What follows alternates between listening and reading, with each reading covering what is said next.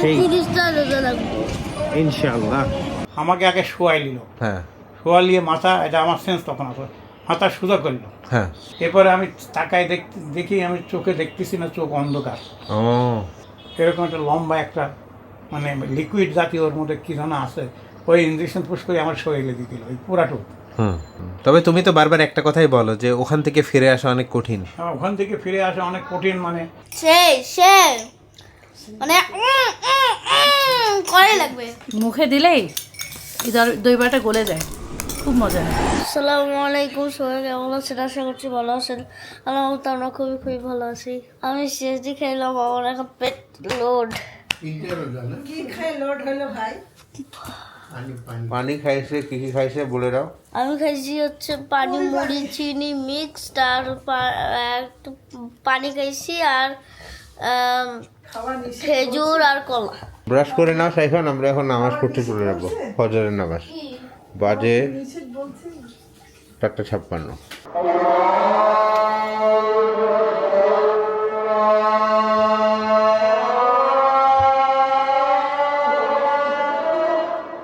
সাহারি খেয়ে ফেললাম। বুটের ডাল ভিজাই, প্রতিদিনই ভিজাচ্ছি। আজকে একটু পেঁয়াজের ডাল বেশি ভিজাইলাম, তাহলে একটু বেটে রাখলে সুবিধা হবে। আর ছোলা ভিজাই দিছি, 3 রকম ডাল দিছি, খেসারি, অ্যাঙ্কার আর মসুর। আম্মু আরও অনেক রকম 4-5 রকম দেয়, বলে মজা হয়। আজান হয়ে গেল এখনই। ফজরের নামাজ পড়ে এসে পাঞ্জাবি খুলে এখন জামা চেঞ্জ করে ফেললো সাইফান। এখন ঘুম। উরে আল্লাহ, কাঁথা ওই দিকে ফেলে দিচ্ছে কেন? গরম লাগে। গরম লাগে? কেমন লাগতেছে ফজরের নামাজ প্রতিদিন পড়তে? ভালো, আলহামদুলিল্লাহ। আজকে সাইফানের 3 নাম্বার রোজা হবে ইনশাআল্লাহ। আল্লাহ হাফেজ। তা খবর ভালো। আলহামদুলিল্লাহ। সাইফানের আজকে রোজা রাখার কথা ছিল না, বাট রাখছে। ইনশাআল্লাহ হয়ে যাবে, ইজি হবে, কষ্ট হওয়ার কথা না। মন মেজাজ ভালো তো? হ্যাঁ, পেঁয়াজের ডাল বেটে একবারে প্যাকেট করলাম। আম্মু বললো ওর মধ্যে আদা আর রসুন বাটা একবারে এই যে দিয়ে দিছি।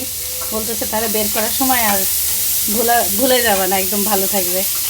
আপনারা এই কাজটা করতে পারেন, কাজে লাগাইতে পারেন। আমার কাছে আইডিয়াটা খুব ভালো লাগছে। গত 2 দিন থেকে আম্মু রান্না করতেছে। এটা কালবাউস মাছ, কালবাউস মাছ ভুনা করে দিবে সবার জন্য। আর আব্বুর রান্না আম্মু শেষ হয়ে গেছে।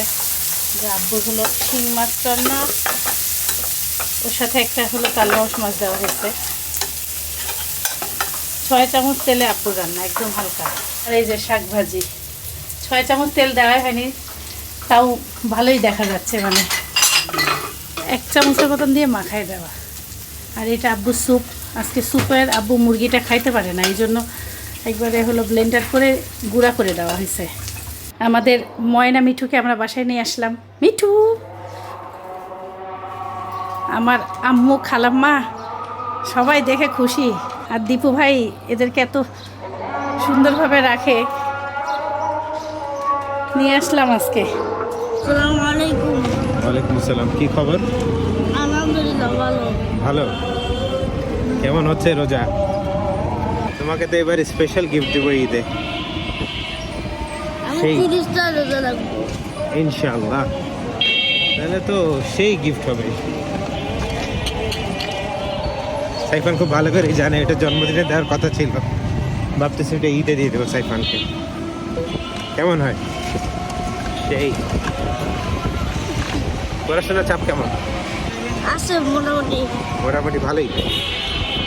আমরা আগের মিঠু নিয়ে এখন গল্প করতেছি, খালাম্মা আর আমি। আগের মিঠু মায়া মহব্বত আমাদের আছে, কিন্তু মিঠুদের তো নাই। দেখতেছি কাছে ছোঁয়া তাও তাও আসলো না। অন্তত পক্ষে তোমার কথা শুনি তো না। কিন্তু না, লাঠি দিলে আসে, কিন্তু আসলো না, দুঃখ তো লাগেই। আর এও মহব্বত বোঝে না, সারাদিন লাভ দেয় এটা। আমাদের আজকে একটা স্পেশাল গিফট পাঠাইছে আমাদের সাবরিনাস ডাইন থেকে। যারা যারা আমাদের গত বছরের ব্লগ দেখছিলেন, ক্রিমি আপুর যেই দই বড়া, ওফ, মুখে দিলে গলে যায়। আর আপনারা সবাই অর্ডার করে আপনারাও খুশি অনেক খুশি হয়েছিলেন সবাই। হয়েছিলেন।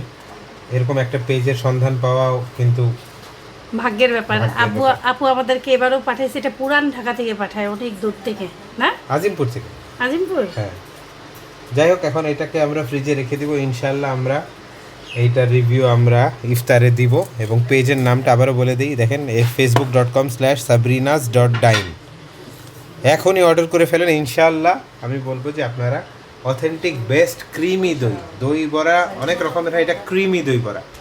সো দই বড়া মানে ঢাকা থেকে কিনলে যতবার কিনছি ততবারই ঠকছি, ঠকছি। একমাত্র এই আপুরটাই ভালো পাইছি, আর নিজে বানাইলে শান্তি। তাছাড়া দই বড়া ঢাকা থেকে আমি যেমন দোকান থেকে কিনে আনা বহুত মাত্র ঠকছি, একদম খুব বহুত ঠকছি। প্রথম রমজানে তরমুজটা আনা হয়েছে, এই ফলমূল কাটা হয়েছে, বেশি হয়ে যায়, সবাই নিষেধ করছে। আজকে সবাই বলতেছি আজকে তরমুজই দিয়ে ইফতার হবে। যে ওজন এই তরমুজটার মনে হয় 6-7 কেজি হবে।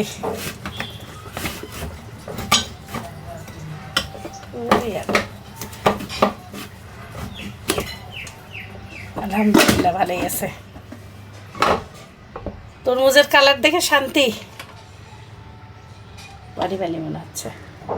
তরমুজ কেটে একবারে ডিপ ফ্রিজে রেখে আসলাম, এগুলোকে পলি দিয়ে মুড়ে একবার ফ্রিজে রেখে আসি। কালকে সবার ভালো লাগছে ফ্রুট সালাদ, আজকেও আমি ফ্রুট সালাদ বানাবো। ট্যাঙের শরবত, তার সঙ্গে চিয়া সিড দেওয়া, চিনি দেওয়া, আরও পানি দিতে হবে, বরফ আছে। আজকে আমাদের গাজরের গোলাপ জামুন বানানো হয়েছে, দেখতে খুব সুন্দর। ইনশাল্লাহ ইফতারের পরে আমরা খাবো। আর এখানে গাজরের হালুয়াও হয়েছে। আঙ্গুরের মধ্যে 4টা করে বলতেছি, আঙ্গুরের মধ্যে বড় বড় 4টা করে বিচি। আমরা আব্বুর এই অসুস্থ হওয়াতে কোনো ফল কিনি নাই, এত লোকজন সবাই দেখা করতে আসছে, সবাই ফল নিয়ে আসছে। আজকে খালি সবুজ আপেল কিনে আনছি, আর মানে গতকালকে আনারস কেনা হয়েছিল। এই আপেল ভালো আব্বু? খুব ভালো। আজকে বল টানছিলা? হ্যাঁ, বলতেন গলা এমন হচ্ছে কি আব্বুর? ওর কিছু না। হাসপাতাল চাইতে বেশি খাচ্ছে, না, জোরে জোরে। শক্তি বলে আসতেছে বলে এখন আলহামদুলিল্লাহ, বেটার ফিল করতেছো? বেকার মানে শারীরিক দিক দিয়ে কোনো রকম কোনো জায়গায় কোনো পেন নাই। হুম তারপরে মুভমেন্টটা সুন্দরভাবে হচ্ছে, হুম। বাথরুমে যাচ্ছে নিজে হাতে আসছে, এখন নিজে নিজে যাইতে পারতেছে। খাওয়া দাওয়াটা ঠিক মতন হচ্ছে। হ্যাঁ। তারপরে যা খাচ্ছি, যেরকম দুপুরবেলা খাওয়াটা হুম সবজি ছিল, তারপরে ভাত ছিল, তার সঙ্গে ওই যে জিওল মাছের জুস সহ টমেটো এগুলো দিয়ে হাবি জাবি সুন্দর ভিটামিন বানাই খাওয়াইছে, পুরা খাবারগুলো খাইলাম। আর তার সঙ্গে আবার দই ছিল। সবুজ শাকটা কেমন ছিল আজকের? সবুজ শাক খুব ভালো ছিল, ভালো পুরা ছিল। সবুজ শাক পুরা খাইছে। আগে হসপিটালে যেরকম পুরা খাবার খাইতে পারতাম না, হ্যাঁ। ডাক্তার জাহাঙ্গীরকে আমি জিজ্ঞেস করছিলাম, স্যার আমি তো খাইতে পারি না। হুম। ওই যে তুমি খাইতে পারবা, তোমার শরীরে কতগুলো তার ঢোকানো হয়েছে তুমি তো নিজেও জানো না, পাইপ এই দোকান তারের আছে। জন্য তোমার ক্ষুধাটা কমে গেছে। তখন আমরা তার খুলে দিব, তোমার আস্তে আস্তে সম্পূর্ণ শরীরটা ক্ষুধা লাগবে এবং তুমি সুস্থ হয়ে যাবে। কথাগুলো ঠিক। এখন হ্যাঁ, কত জায়গায় কত এখন এই জন্য। বর্তমানে আলহামদুলিল্লাহ বলতে হবে, আল্লাহর কাছে বিলিয়ন বিলিয়ন শুক্রিয়া। হুম আর ডাক্তার জাহাঙ্গীর সাহেবের ধন্যবাদ দিয়ে শেষ করতে পারবো না। হুম। উনি সুন্দরভাবে আমার একটা অপারেশন সাকসেসফুল করেছেন এবং আমি বর্তমানে আলহামদুলিল্লাহ আল্লাহর রহমতে দোয়া ছিল সমস্ত। আচ্ছা, যেই দিন তোমাকে যে কেয়া করলো, ওই যে মনে করো সকালবেলা তোমার সাথে আমরা দেখা করলাম, তোমাকে যে অপারেশন থিয়েটারে ঢুকাইলো, তারপরে কি হলো এটা তো আর আমরা জানি না। অপারেশন থিয়েটারে ঢুকাইলো, তার আগে হলো আমাকে হলো সমস্ত লোক ওখান থেকে অর্ডার আসলো যে আপনাকে 5:30টায় যাইতে হবে। হ্যাঁ, তারপরে যে ঢুকাইলো তোমাকে থিয়েটারে, ঢুকানো পর্যন্ত তোর আম্মু দিছিল, আমি গেলাম। হ্যাঁ, তুই ছিলি আমার সাথে এবং শিল্পী ছিল আমার সাথে। তো অপারেশন থিয়েটারে তো not allowed anybody, only patient. হ্যাঁ এটা একটা 5 নম্বর, আমি বেডেছিলাম 4তলায়, হ্যাঁ। আর একটা ছিল ভদ্রলোক, ওনার দুইজনই আমরা একসাথে গেলাম। হুম আর অন্য জায়গা থেকে আরও 2টা আনলো। 4টা পেশেন্টকে ওরা একসাথে অ্যাট এ টাইম যেভাবে ওরা করে, ওদের সিস্টেম আমি জানি না, যেহেতু আমাকে শোয়াই দিল। শোয়াই দেওয়ার পরে আমি দেখলাম আমার কাছে আসলো হলো ওই আমাদের ছেলেটা, যে আমি ছেলে করি নাম আরিফ সাহেব আরিফ, আসলেন। হ্যাঁ। উনি আমার কাছে আসলেন, আর একটা ছেলে আসলো, সেও কালো করে চেহারা। উনি বললো বাড়ি কোথায়? উনি বললো যে আমার বাড়ি সাথিয়া, আচ্ছা পাবনা, মানে ওই ডাক্তার জাহাঙ্গীরের শাশুড়ির বাড়ি পাবনা, ওই অঞ্চলের ছেলেটা। আচ্ছা বলে আমরা তো আপনাদের একই জায়গার লোক, আপনি কোনো টেনশন করেন না।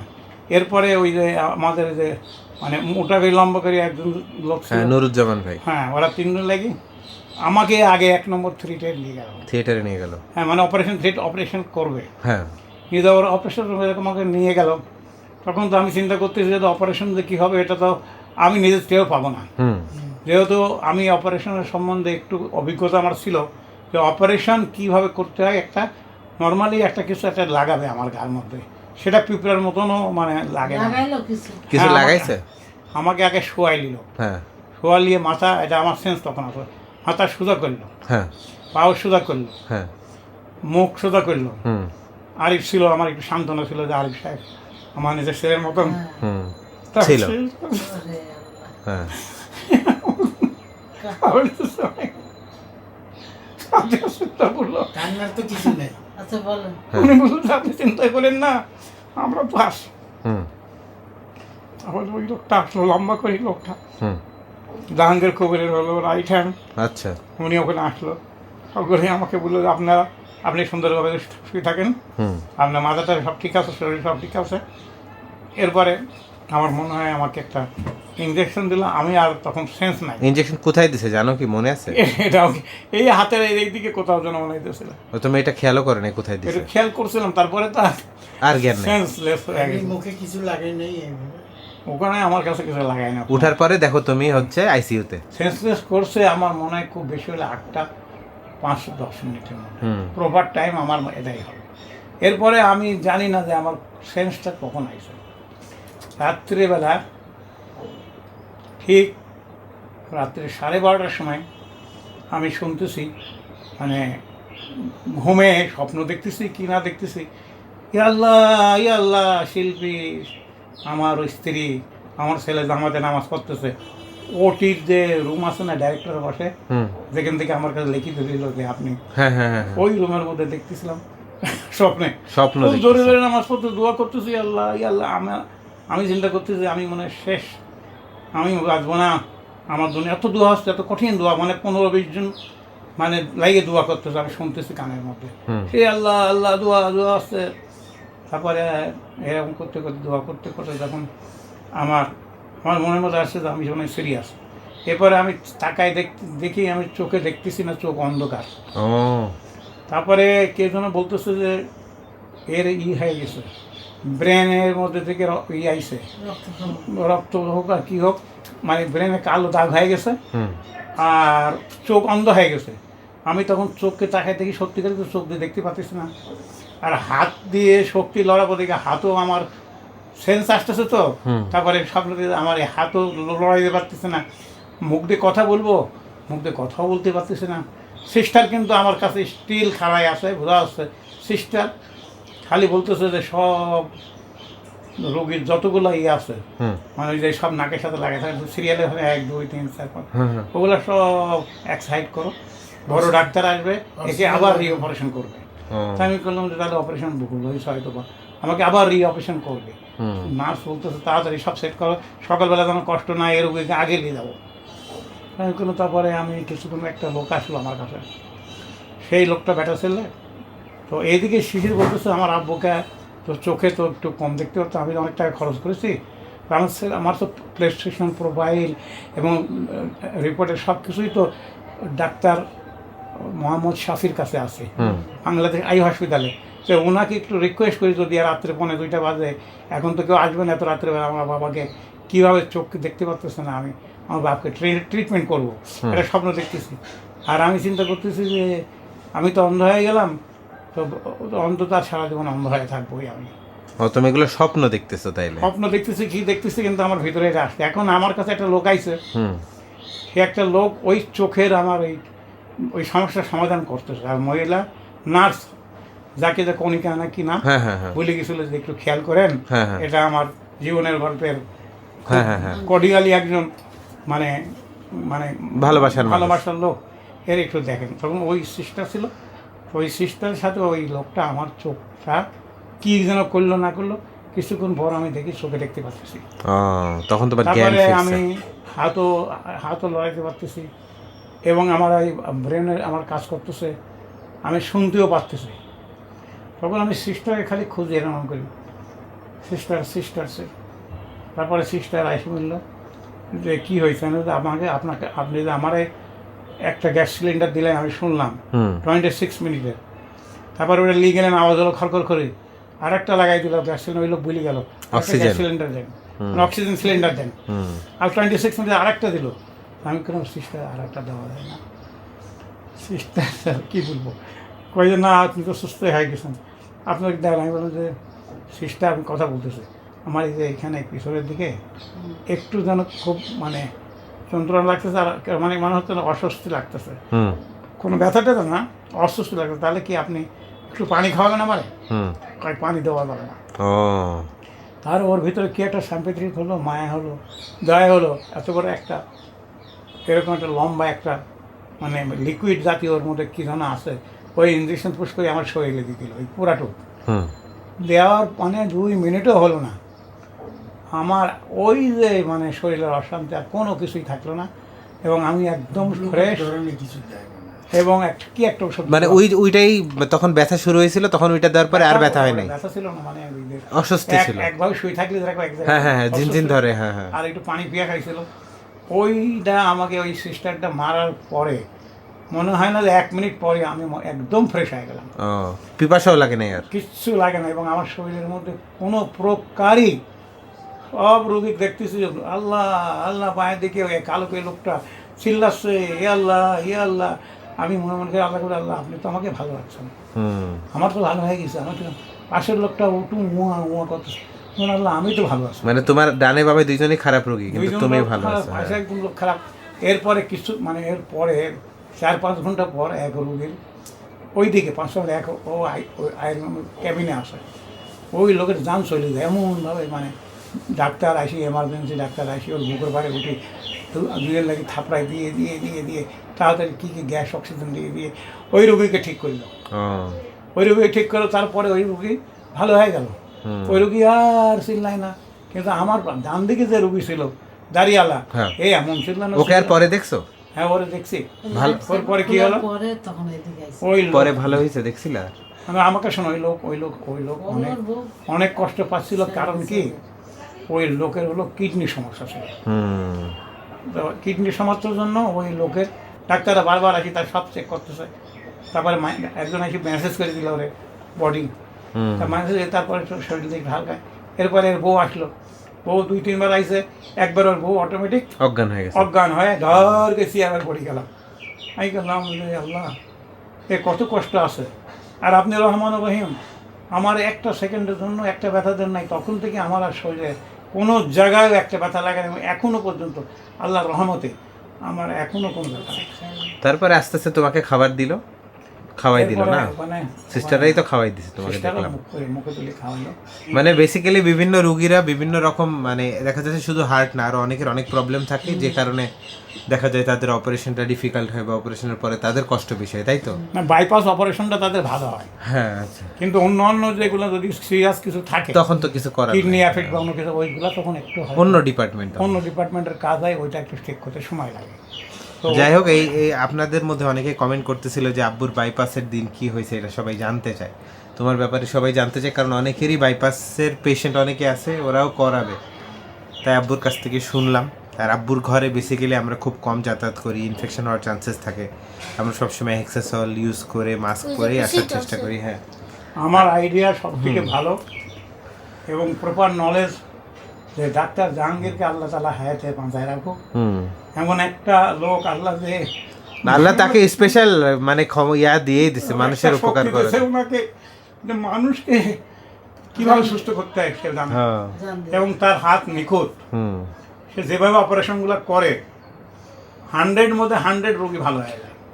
তবে তুমি তো বারবার একটা কথাই বলো যে ওখান থেকে ফিরে আসা অনেক কঠিন। ওখান থেকে ফিরে আসা অনেক কঠিন, মানে অপারেশনটা তো মেজর অপারেশন। ডক্টর দেখলো যে এর হার্টের মধ্যে কোন কোন জায়গা ব্লক আছে, সেই ব্লকগুলো সে আস্তে আস্তে সুন্দর করে রিপেয়ার করে। যাক আলহামদুলিল্লাহ, মোটামুটি আলহামদুলিল্লাহ এখনো পর্যন্ত আমি খুব ভালো আছি। সুন্দর কথা বলতেছে, সুন্দর খাচ্ছে। রিকভারি চলতেছে আব্বুর এইটাই। আজকে দিছি মধু, মালটা একটা জুস আর টক দই, একটা কাঁচামরিচ লাগবে আম্মু, একটু লবণ হালকা। এনো কাঁচামরিচ সে আম্মু কাঁচামরিচ আনছে কি একটু চিকন চিকন চিকন চিকন লাগে। দিছি লবণ, দিছি লবণ দিও না। বললো যে লবণ না কাঁচামরিচ একটু চিকন করে দিও। একটা ছোট 3-4, মানে বেশি না ফ্লেভারের জন্য এটা তো দই সসের সাথে মিক্স করা লাগে। লাগতো, এখন দিয়ে দিই উপরে। সাইফান ইফতার দিয়ে আসো যাও। আমি নিজে ইনশাআল্লাহ পারবা না? পারবা? আচ্ছা না না নাতি যাও। আমাদের পিতামাতা 200 জন মহাত্মীয় যাও আপন জন যারা দুনিয়া থেকে দিবেন অন্ধকার কবরের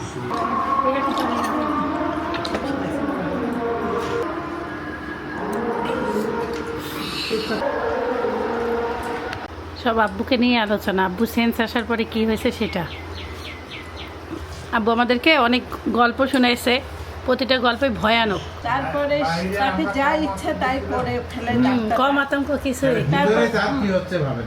তারপরে সে আস্তে আস্তে ওই দেহটাই আবার সেন্স, আমরা তো সবার মধ্যে তখন তার আগে সে একটা কল্পনা করে। অবশেষে আমরা এখন আমাদের সেই প্রিয় দই বড়া খাবো, সাবরিনা স্টাইনের স্পেশাল ক্রিমি দই বড়া।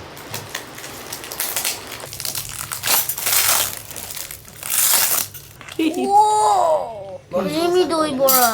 দই বড়া সব থেকে পছন্দ হচ্ছে সাইফানের, সাইফানের দাদির, সাইফানের পাপার। দেখেন না ক্রিমটা দেখেন। দাঁড়াও না বাবা, দাঁড়াও। সাইফানে কাগজি এটা আমার, এটা বিসমিল্লাহি ওয়া আলা বারাকাতিল্লাহ। সেই ঠান্ডা হয়েছে? সেই সেই সেই মানে করে লাগবে। করাই লাগবে। সাইফান ধীরে ধীরে পেটু ভাগে পুরো নকল করে ফেলতেছে। ছোট দাদা টক মিষ্টি, ক্রিমে ভরপুর, মানে সিম্পলের মধ্যে গর্জিয়াস। তাই এক কথায় আম্মু ভালো লাগতেছে? আব্বু দূরে সব আমার কাছে একটা মুখ করতে আছে। সেই স্বাদ। সত্যি এই আরেকটা দাও, এই যে এখানে নিয়ে যাও, এখানে নিয়ে যাও। ফোন করবে না নালে। আরেকটা বক্স খুলো না, 2 বক্স বক্স খুলো। খায় নাও একবারে। আপুরটা একদম গলে যায়, মুখে দিলেই দই বড়াটা গলে যায়, খুব মজা হয়। সত্যি বানানোর চাইতে বাইক বানানোর চাইতে বিশ্বাস অনেক মজা। এত ভালোটা যদি কেউ অর্ডার করে পায় তাহলে কিনবে কেন? আরো ঢাকা শহরে দই বড়া ভালোই পাওয়া যায় না, মানে এই আপুরটা খাই আমার সব থেকে ভালো লাগছে। আরো অর্ডার করতে হবে। আপনারা অবশ্যই দই বড়া খেতে গেলে এই পেজ থেকে অবশ্যই অর্ডার করবেন। তারপরে এই যে ক্যামেরাতে আমাদের দেখে দিলাম। বলবেন যে সত্য না মিথ্যা, তাই না? এই নাও সাইফানুর রহমান। সাইফান আরেকটা মস্ত 2টা খাই নিয়ে করি। না না, না মনে হচ্ছে যেটা সেটা করো তো। নিয়ে নাও, নিয়ে নাও। শোনো পাখি খাও। আব্বুর সাথে সাইফান যায় বাটন তসবি কিনে নিয়ে আসছে। সুজবি। ডিজিটাল তসবি হ্যাঁ দেখা তো একটু কেমন, বক্সে থাকে হ্যাঁ। একটু কেমন।